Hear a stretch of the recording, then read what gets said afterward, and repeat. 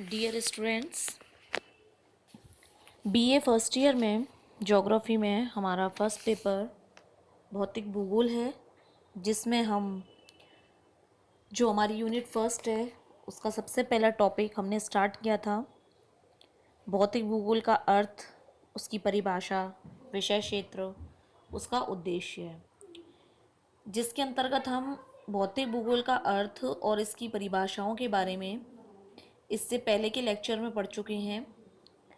आज हम पढ़ेंगे भौतिक भूगोल के विषय क्षेत्र के बारे में, अर्थात भौतिक भूगोल के अंदर मेनली हम किन किन चीज़ों का अध्ययन करते हैं। एक मोटे तौर पे बात की जाए तो भौतिक भूगोल में हमारी इस पृथ्वी पे स्थलमंडल, वायुमंडल, जलमंडल और जलमंडल, ये 4 मंडल हैं। इन चारों मंडलों के अंतर्गत जो भी क्रियाएं, जो भी भौतिक स्वरूप, जो भी तत्व आते हैं, उन सभी को हम भौतिक भूगोल में शामिल करते हैं, यानी उन सभी का अध्ययन इस भौतिक भूगोल में किया जाता है।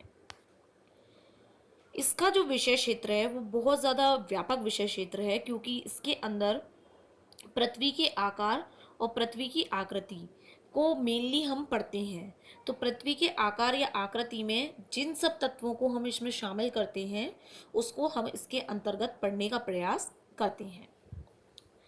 जैसे कि हम बात करें, सबसे पहले हम बात करते हैं जैसे हमारी जो पृथ्वी है, जैसे स्थलमंडल की हम बात करें तो हमारी जो पृथ्वी है इसकी उत्पत्ति कैसे हुई, इसकी पृथ्वी की आयु क्या है, इसकी बनावट क्या है, इसकी रचना क्या है, ये बहुत सारी चीज़ें जो है वो हमारे दिमाग में आती हैं कि इन सब चीज़ों का निर्माण किस तरीके से हुआ, किस तरीके से जो पृथ्वी है वो प्रारंभ में इसकी उत्पत्ति हुई, फिर कैसे जलमंडल बना, कैसे थलमंडल बना, किस तरीके से नवमंडल बना। इसके अलावा जो सौर मंडल है, सौर मंडल में विभिन्न ग्रह किस तरह से व्यवस्थित हुए, किस तरह से उनकी गतियां हैं, ग्रहों का निर्माण कैसे हुआ, उनके उपग्रह कैसे बने, आदि सभी प्रश्न जो हैं वो हमारे सामने कहीं ना कहीं खड़े हो जाते हैं। तो ये सभी जो तत्व हैं, इन सभी का अध्ययन हम भौतिक भूगोल में करते हैं। यानी हमारे इस धरती पर जो जल, थल और नभमंडल है, उसके अलावा जितने भी जैसे सूर्य है, चंद्रमा है, विभिन्न जो ग्रह हैं, उनकी गतियाँ वगैरह सभी को हम भौतिक भूगोल में पढ़ते हैं। भौतिक भूगोल का अध्ययन करने के बाद ही इनके बारे में हमें जानकारी प्राप्त होती है। सेकंड जो चीज़ है हम बात करते हैं इसके विषय क्षेत्र में, तो हम शामिल करते हैं कार्टोग्राफी को। कार्टोग्राफी होता है मानचित्र विज्ञान। तो जो विभिन्न मानचित्र बनाए जाते हैं, रेखा चित्र बनाए जाते हैं, जैसे कि हम इंडिया का मैप बनाते हैं, राजस्थान का मैप बनाते हैं, वर्ल्ड का मैप बनाते हैं, तो जितने भी नक्शे हैं ये नक्शे भी अलग अलग प्रकार के होते हैं, जैसे कि प्राकृतिक होते हैं, राजनैतिक होते हैं। तो इन नक्शों के बारे में हम किस में पढ़ते हैं? भौतिक भूगोल में, क्योंकि भौतिक भूगोल के द्वारा ही इस पृथ्वी पर जो कोई भी वस्तु है या कोई भी तत्व है, कोई भी स्थान है, उसकी जानकारी हमें प्राप्त होती है, और उसकी जानकारी प्राप्त होने के बाद ही हम उसे मानचित्र में बना सकते हैं या उसका मैप बनाकर हम प्रस्तुत कर सकते हैं। तो फर्स्ट इसमें की जाती है जो स्थलमंडल से संबंधित तत्व हैं उनका अध्ययन।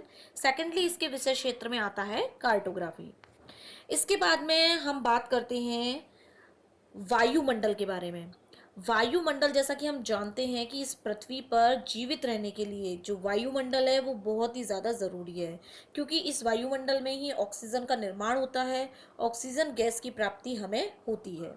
इसके अलावा जो मौसम विज्ञान है, जैसे कि बादलों का बनना, वर्षा का होना, विभिन्न प्रकार की हवाओं का चलना, हर स्थान पर विश्व में हर जगह पे अलग अलग प्रकार की जलवायु होती है, अलग अलग वहाँ की जो भौगोलिक परिस्थितियाँ होती हैं। तो इस तरीके से जो मौसम विज्ञान है और जलवायु विज्ञान है उसका अध्ययन भी हम भौतिक भूगोल में करते हैं। यानी हम एक बात कर रहे हैं छोटे तौर पर, जैसे ही हम अपने जो फर्स्ट पेपर है इसकी यूनिट्स को आगे बढ़ाएंगे तो ये सभी जो पोर्शन जिनके बारे में हम बात कर रहे हैं हम उनमें विस्तार से पढ़ेंगे इनके बारे में। जैसे एक जलमंडल का भी पोर्शन है, एक वायुमंडल का भी पोर्शन है। तो सेकंड आ जाता है वायुमंडल, जिसमें हम वायुमंडल में घटित होने वाली सभी घटनाएं, वायुमंडल से संबंधित जो विभिन्न तत्व हैं उनके बारे में हम भौतिक भूगोल में पढ़ते हैं। इसके बाद आ जाता है मृदा विज्ञान। मृदा विज्ञान की हम बात करें तो जो मिट्टी है वो मिट्टी मनुष्य के लिए बहुत ही आवश्यक है, क्योंकि उस मिट्टी में ही मनुष्य कृषि करता है, अपना बसाव स्थान बनाता है, यानी मिट्टी पर ही मनुष्य अपना घर बनाता है। और विभिन्न प्रकार की जो मिट्टी होती है उसकी क्वालिटी अलग अलग होती है, तो हर मिट्टी को मनुष्य अलग अलग तरीके से यूज़ करता है। इसके अलावा इस मिट्टी का अपर्दन भी होता है, इसको एक स्थान से दूसरे स्थान पर बहाकर भी ले जाया जाता है और अन्यत्र किसी स्थान पर ले जाकर के इकट्ठा भी कर दिया जाता है, जिसे हम बोलते हैं निक्षेपण।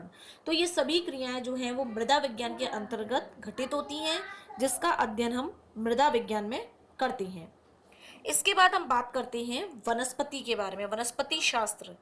वनस्पतियां जो होती हैं वो हमारी इस धरती पर बहुत ही महत्वपूर्ण चीज़ है, यानी बिना पेड़ पौधों के तो हमारी इस पृथ्वी पर जीवन ही मौजूद नहीं हो सकता।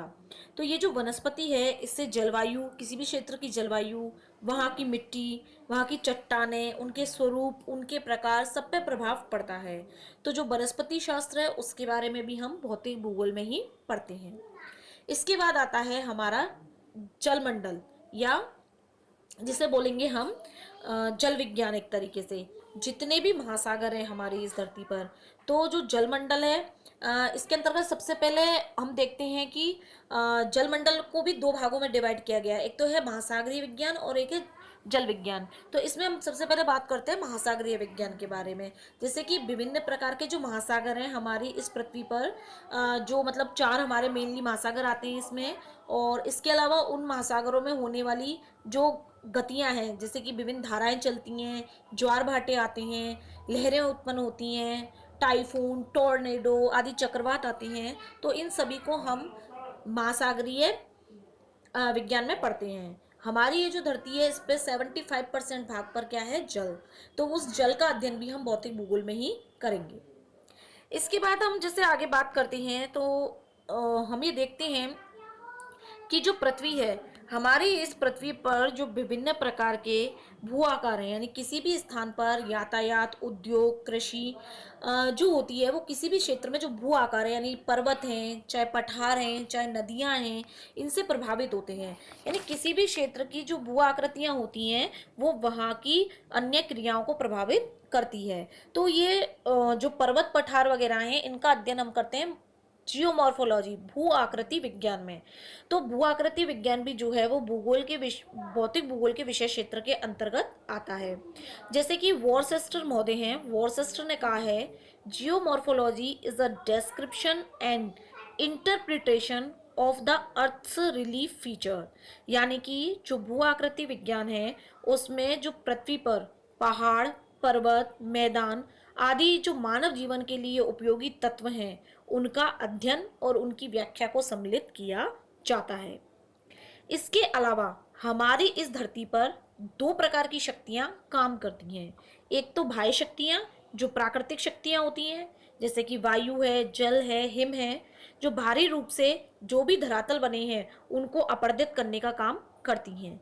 दूसरी आती हैं आंतरिक शक्तियां जो धरती के अंदर से काम करती हैं, यानी अंदर से, जैसे ज्वालामुखी, भूकंप वगैरह जो होती हैं, ये सब क्रियाएं जो होती हैं वो विभिन्न प्रकार की स्थलाकृतियों का निर्माण करती है।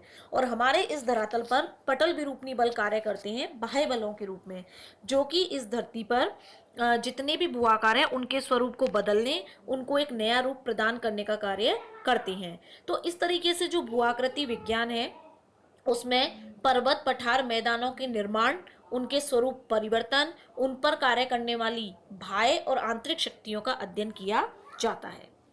इसके बाद हम बात करते हैं जल विज्ञान के बारे में। जैसे कि हमने महासागरीय विज्ञान के बारे में पढ़ा, तो जल विज्ञान भी जो है वो चाहे जलवायु विज्ञान है, चाहे भूआकृति विज्ञान है, इन सबसे ज़्यादा इम्पोर्टेंट है।